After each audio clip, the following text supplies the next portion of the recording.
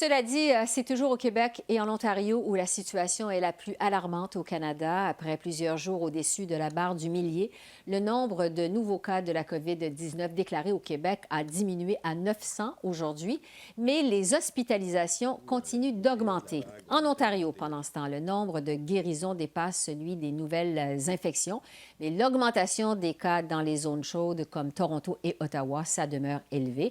Alors, pour tenter de décoder tout ça, je retrouve Nima Machouf, qui est spécialiste en épidémiologie et docteur en santé publique à l'Université de Montréal. Bonjour, docteur Machouf.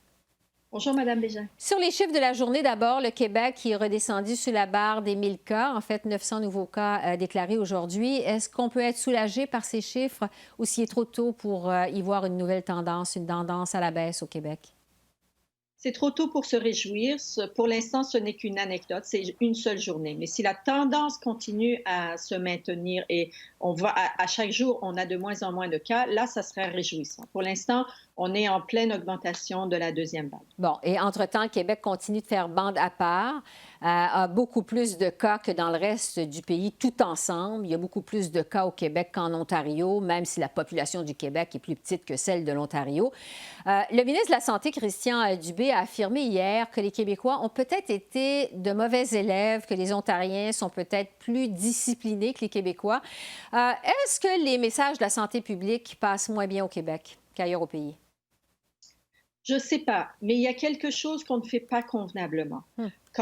Même si vous regardez la première vague, au Québec, ça a été beaucoup plus, en fait, beaucoup pire que les autres endroits au Canada. Pourtant, le Québec a agi très vite, assez tôt. C'est sûr qu'il y avait la période de relâche scolaire et tout ça, là, mais le Québec a fermé avec 13 cas et on a vu ce que ça a donné, tandis que Ontario et Colombie-Britannique sont allés en confinement avec à peu près 200 cas, 150 à 200 cas.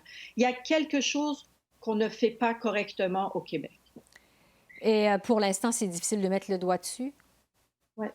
On ne sait pas. Pour l'instant, quand on analyse la deuxième vague, on voit que la composition de la population qui s'infecte est très, très différente et j'espère que ça va rester comme ça.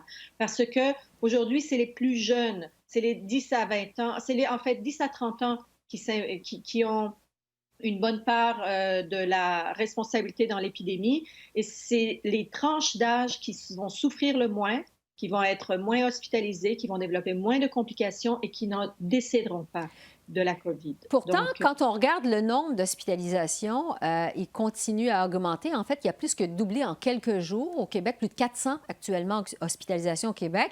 On sait que le réseau de la santé au Québec est très fragile. Le premier ministre Legault a dit d'ailleurs aujourd'hui qu'il était très inquiet de ça, de l'augmentation du nombre d'hospitalisations. Est-ce que le réseau de la santé du Québec est capable d'absorber ce qui s'en vient? Parce que ça pourra aller quand même toujours en augmentant.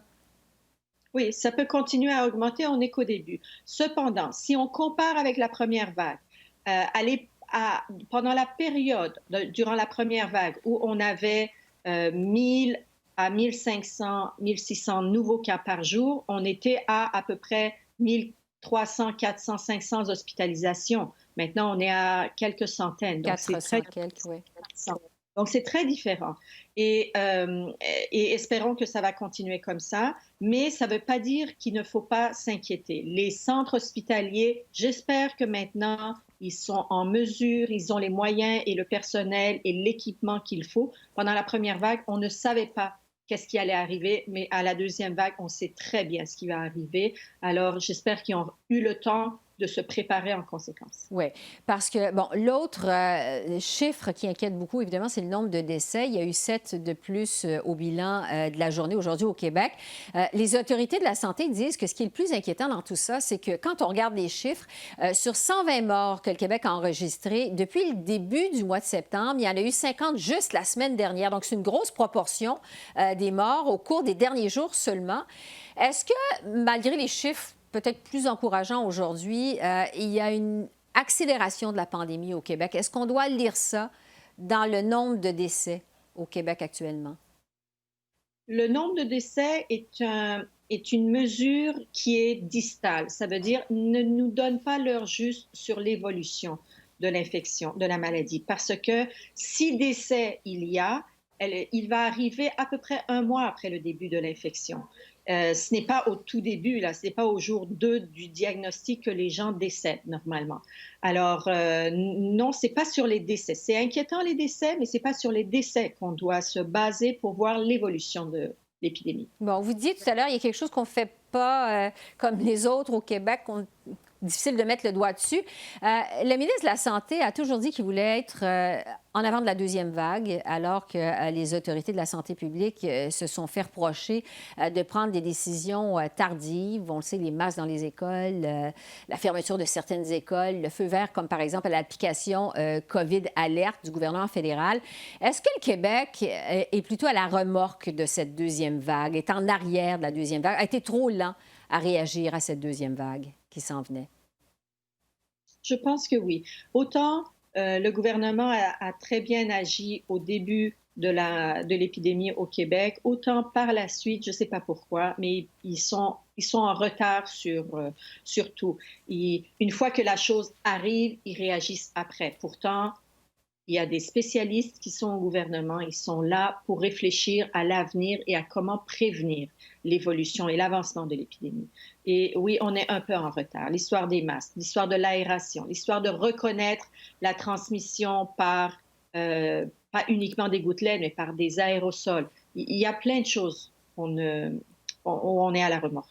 Il nous reste quelques secondes. Évidemment, avec tout ça, on fonde énormément d'espoir sur le vaccin. À la fin du mois de septembre, le docteur Anthony Fauci, médecin en chef aux États-Unis, qui est une sommité en matière d'épidémiologie, évidemment, vous savez de qui on parle, se disait confiant qu'un vaccin contre la COVID allait être approuvé sous peu et qu'on pourrait peut-être commencer à l'administrer aussitôt qu'en novembre ou en décembre, donc de cette année.